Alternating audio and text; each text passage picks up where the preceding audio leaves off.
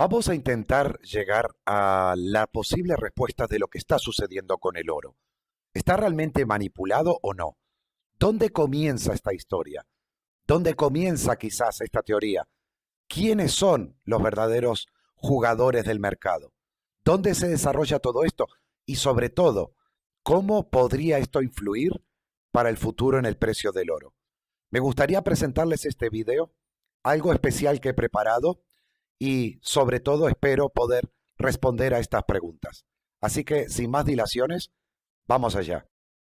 Comenzamos desde el principio. La principal regla del oro, la gran regla del oro. Quien tiene el oro hace las reglas. ¿Para qué nos sirve el oro? Es cobertura frente a una posible recesión. Es quizás cobertura frente a la volatilidad de los propios mercados financieros. Y tercero, suele ser cobertura frente a la inflación y el riesgo cambiario. Vamos a ver qué ha sucedido desde el principio con la creación de dinero a lo largo de los últimos años. Aquí estamos viendo desde el año 1900 y hasta julio de 2021, para ser más precisos, desde el mes de enero del año 1900 y hasta el mes de julio de 2021. Llegaremos aquí en la gráfica, como pueden ver, exponencial en la cantidad de trillones de dólares creados, emitidos y volcados en la economía, como a partir del año 1971, esta curva se incrementa mucho más al alza, que es cuando el presidente Nixon rompe el patrón oro de respaldo para el dólar americano. Las reservas, ¿qué dicen sobre el oro o cuánto se dice que realmente hay? Estados Unidos ha afirmado durante mucho tiempo que posee aproximadamente 8.000 toneladas de oro en el Fort Knox. No ha habido una auditoría en Fort Knox desde el año 1953 para validar a día de hoy si este dato es correcto o no. Estados Unidos ha mantenido aproximadamente también 6.000 toneladas de oro para los países europeos desde la Guerra Fría. O sea, se los guardaban. Ahora que Estados Unidos se ha convertido en la nación deudora más importante del mundo, Europa se está poniendo un poco nerviosa. Y esto ya ha ocurrido hace unos años. Y algunos países están pidiendo recuperar parte de esas reservas del oro. En respuesta, y en el caso de Alemania, la Reserva Federal envió una porción de su oro años atrás, pero envía de momento o evita enviar el resto y le niega incluso a Alemania la capacidad de inspeccionar el resto. Yo me encontraba en Alemania viviendo cuando esto ocurrió y cuando solicitó formalmente a Estados Unidos que se enviara parte de las reservas que tenía depositados allí, por los cuales los países pagan anualmente por este guardado, digamos, estar embovedado el dinero, el oro en la Reserva Federal, y se dijo de que tardaría mucho tiempo en enviarse porque muy probablemente no existiera ese oro físico que estaban guardando. También recuerdo en aquel momento que en la prensa alemana dio mucho que hablar, que se negaba una inspección por parte del gobierno alemán a la Reserva Federal para si realmente podían verificar que el oro estuviera allí tal cual decían en las bóvedas. El Banco Popular de China, por el contrario, dice que tiene 2.500 toneladas de oro, como se ha sugerido, o tienen quizás 5.000. Aquí vemos también que la transparencia precisamente no es una de las mejores virtudes, tanto por el lado de los Estados Unidos como de China. No se sabe si la tenencia de oro real en Estados Unidos se mantiene o China realmente dice tener tan poco como parece que puede tener. Aquí vemos también la evolución que ha sufrido el oro en miligramos respecto al dólar y al euro desde el año 1999, el mes de enero, y septiembre de 2020. Como vemos, ha ido a la baja. Esto es lo que significa es de que efectivamente ha sido más caro. Cada vez menos miligramos de oro podía adquirir por dinero, por euro o por dólar a lo largo de estos años. O sea, el oro había estado subiendo o ha subido. Aquí vemos también el crecimiento que ha tenido el oro y sobre todo es una comparativa a lo que hubiera correspondido haber invertido $1 americano en oro, inflación o mercado de renta variable, o sea, las acciones. Y aquí podemos observar en la línea amarilla lo que nos hubiera dado de retorno ese dólar invertido en oro. Podemos ver en la línea azul o azul clara lo que nos hubiera retornado ese dólar invertido en el Standard Poor's 500 o el 500, y por el contrario, lo que nos hubiera dado ese dólar invertido en un índice como la inflación. Vamos a ver también qué participación tiene el oro dentro de lo que es el mercado global que lo comprende. ¿Qué quiere decir? Si vemos esta pirámide invertida, vemos que el oro real es tan solo una parte muy pequeña frente a todo lo que se negocia relacionado con el oro. En este caso, futuros, opciones, swaps y ETFs. ¿Quién está detrás del oro? ¿Quién está realmente detrás del mercado del oro? JP Morgan Chase y Citibank poseen el 90% de todos los derivados de oro y otros metales preciosos que están en poder de todos los bancos de los Estados Unidos de América. JP Morgan Chase había reportado solo 28.182 millones de dólares en derivados de metales preciosos frente a 330.123 millones 3 meses después, generando un aumento asombroso del 1.071% aproximadamente. Aquí lo vemos en el gráfico y vemos efectivamente cómo desde el último trimestre, el Q4 de 2021, hace un salto la tenencia en derivados financieros de casi 500.000 millones al primer trimestre de 2022, como comentábamos anteriormente. De hecho, la parte azul de la barra significa lo que es el metal precioso a tenencias entre 1 y 5 años. Podríamos decir también el metal real, el físico. Y vemos también en la parte amarilla la exposición en derivados.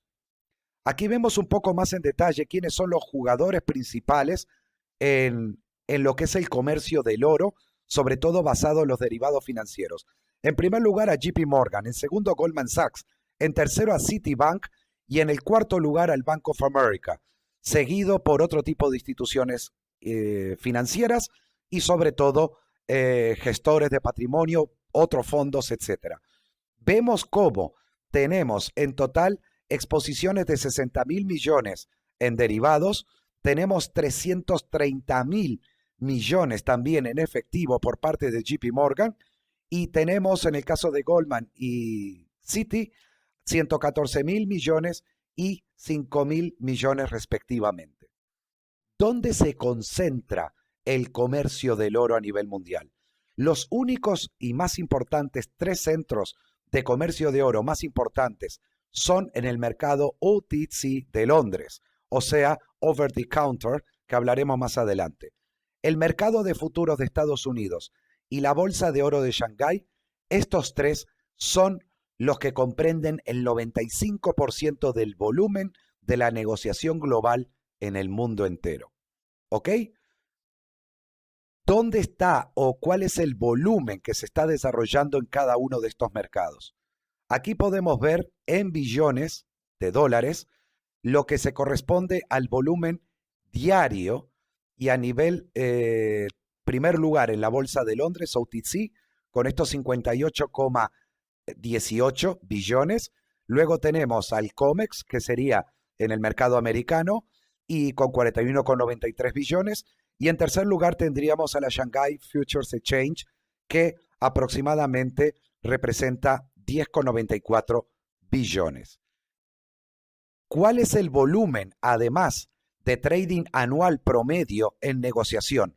Aquí vemos marcado en amarillo a mitad de la gráfica el oro, lo que significa que exactamente estos son los volúmenes que manejan en billones al día a lo largo del año en promedio y vemos cómo supera los 120 billones aproximadamente. ¿Qué está sucediendo entonces con el oro? La LBMA, que es la London Bullion Market Association, y es la asociación más importante del mundo para lo que es el comercio de los metales preciosos con su sede en Londres, por primera vez en la historia, hace posible que los participantes del mercado midan el tamaño y la forma del mercado de metales preciosos OTC de Londres, o sea, el mercado financiero de oro más antiguo y más grande del mundo. Aquí estamos viendo cuál es el volumen real que se está operando. Por primera vez hacen público estos datos y vemos cómo el oro ocupa 241.92 billones de dólares en facturación semanales aproximadamente y en un promedio móvil de 12 semanas. Entonces, el precio del oro en papel se ha convertido en una ficción aceptada como realidad. El primer trimestre de 2022 vimos compras récords de oro mediante ETFs, oro físico y oro del Banco Central. Incluso el jefe de investigación de materias primas de Goldman Sachs apuntaba a $2.400 de oro para este 2022. En cambio, el precio del oro ha estado cayendo a medida que la demanda de oro ha aumentado. Basilea III, el regulador de los bancos, hace su trabajo. Las reglas de Basilea III de 2021 marcaron una nueva y necesaria era de cada vez menos comercio de derivados entre los bancos comerciales. El valor nominal de todos los derivados negociados en 2020 fue 7 veces el valor del PIB mundial. Repito, 7 veces el PIB del mundo entero es lo que representaba en 2020 el volumen operado en derivados financieros. Basilea III parecía alcista para el oro, ya que había sido víctima de décadas de cortos deliberados y altamente concentrados, apalancados por un puñado de 8 jugadores poderosos contra miles de largos menos poderosos. Por un lado están los derivados operados en las bolsas reguladas y por el otro en el wild mercado OTC over the counter.